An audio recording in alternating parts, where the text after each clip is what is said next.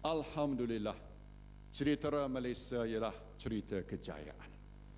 Ia cerita harapan yang mengatasi nujum kemusnahan.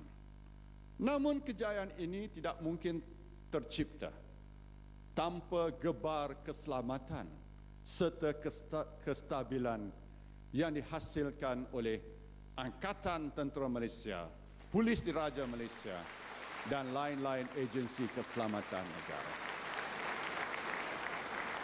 Insiden keganasan di Lahad Datu menjadi semboyan peringatan bahawa kita sekali-kali tidak mampu mengambil mudah soal keselamatan, keamanan dan kestabilan yang berpanjangan tidak harus menjadi sebab ketumpulan tahap kita berwaspada. Tragedi ini telah pun mengorbankan nyawa 10 orang anggota pasukan keselamatan negara, 8 orang daripada pasukan Polis Diraja Malaysia dan mutakhir 2 anggota tentera, yakni Korporal Ahmad Hurairah Ismail yang berasal dari Pasir Mas dan Korporal Ahmad Farhan Ruslan dari Kota Baru. Kita menginsafi bahawa hasil pengorbanan pahlawan-pahlawan negara ini seperti mana pada era darurat dan insurgensi telah memungkinkan kemajuan dan kemakmuran kita nikmati hingga hari ini. Pengorbanan mereka bukan sia-sia. Pengorbanan mereka bukan kecil. Pengorbanan mereka bukan untuk diperlekehkan. Oleh yang demikian, kepada pihak-pihak yang cuba memperkecilkan sumbangan anggota keselamatan ini, saya ingin mengingatkan pada mereka, belajarlah mengenang budi. Sewajarnya kita semua berterima kasih di atas jasa dan bakti mereka yang telah berjuang demi tanah air tercinta ini. Kenanglah ibu bapa yang meniti hari tua tanpa mereka lagi di sisi. Kenanglah isteri-isteri yang menjadi balu serta anak-anak yang kehilangan belai manja bapanya. Kepada mereka kita berjanji bahawa negara ini akan sentiasa memuliakan bakti serta pengorbanan mereka. Tuan-tuan dan puan-puan, di sini juga saya ingin menegaskan bahawa negeri Sabah selama-lamanya merupakan sebahagian dari Persekutuan Malaysia.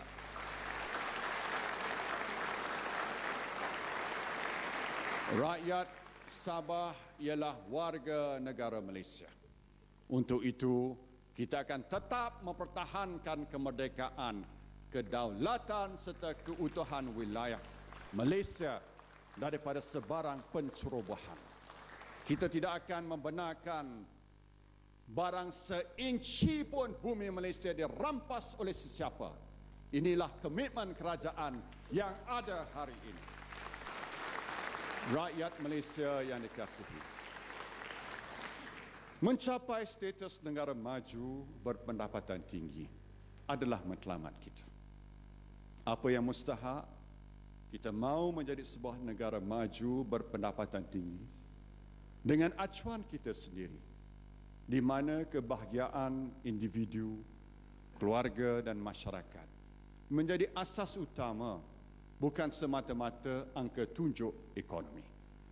Oleh kerana itulah dasar transformasi negara digubal dan dilaksana bagi memastikan setiap rakyat akan merasai nikmat kemajuan yang diusahakan. Tuan-tuan dan puan-puan sekalian, saya bagi pihak kerajaan telah pun membentangkan laporan tentang perjalanan yang telah dilalui semenjak 3 tahun lalu. Saya yakin bahawa rakyat telah pun bukan sekadar dapat melihat, mendengar dan menilai apa yang telah berlaku, tetapi juga dapat merasai kesannya. Maka kini saat-saatnya hampir tiba apabila rakyat akan membuat pilihan tentang hala tuju negara untuk tempoh 5 tahun akan datang.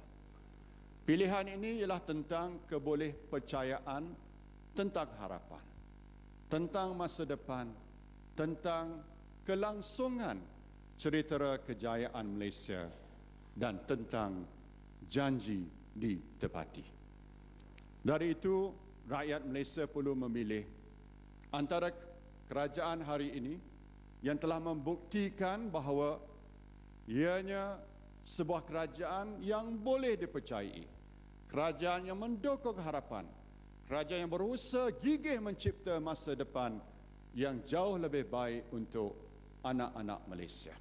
Kerajaan yang akan meneruskan dasar-dasar yang terbukti berjaya, atau pihak sebelah sana yang apabila bercakap ibarat lidah tidak bertulang.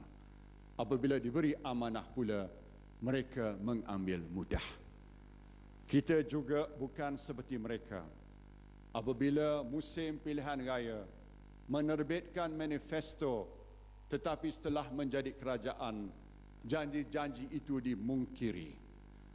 Sudahlah manifesto yang dibuat tidak ditunaikan. Diterbitkan pula janji-janji baru dalam bentuk buku jingga yang ternyata tidak dikaji dengan baik kemampuannya dan kesannya kepada kewangan negara. Tidak cukup setakat itu, nampaknya belum pun kering dakwat dokumen buku jingga, dikeluarkan pula manifesto baru.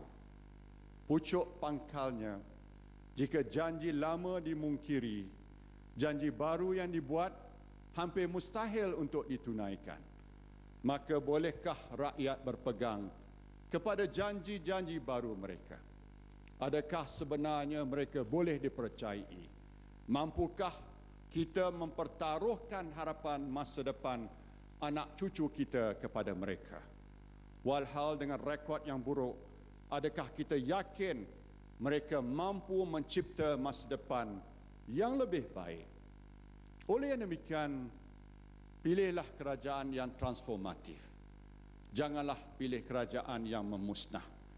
Janganlah memilih kerajaan yang akan meruntuhkan masa depan kita dan anak-anak kita. Jangan sesekali bereksperimen dengan masa depan kerana amat sukar untuk bangkit dan pulih dari kepunahan sekiranya ia melanda akibat pilihan yang salah. Hakikatnya, kerajaan hari ini adalah kerajaan yang menjunjung kesejahteraan rakyat.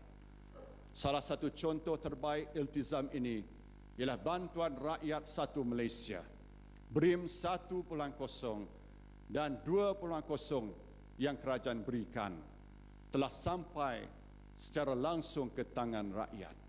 Ia satu inisiatif yang mendatangkan manfaat yang besar kerana dapat membantu meringankan beban mereka yang berpendapatan rendah. Sehubungan dengan itu, tuan-tuan dan puan-puan, sukacita saya mengumumkan kerajaan akan menjadikan dan meneruskan bantuan rakyat satu Malaysia sebagai inisiatif tahunan. Tuan-tuan dan puan-puan, rakyat Malaysia yang dikasihi sekalian, marilah kita bina masa depan yang gemilang untuk semua. Marilah kita bina masa depan yang menjanjikan pulangan adil kepada mereka yang bekerja keras, yang berkreativiti, yang berinovasi, yang sanggup mengambil risiko. Marilah kita bina sebuah Malaysia yang menjanjikan taman kebahagiaan untuk semua. Wabillahi taufiq wa hidayah. Wassalamualaikum warahmatullahi wabarakatuh.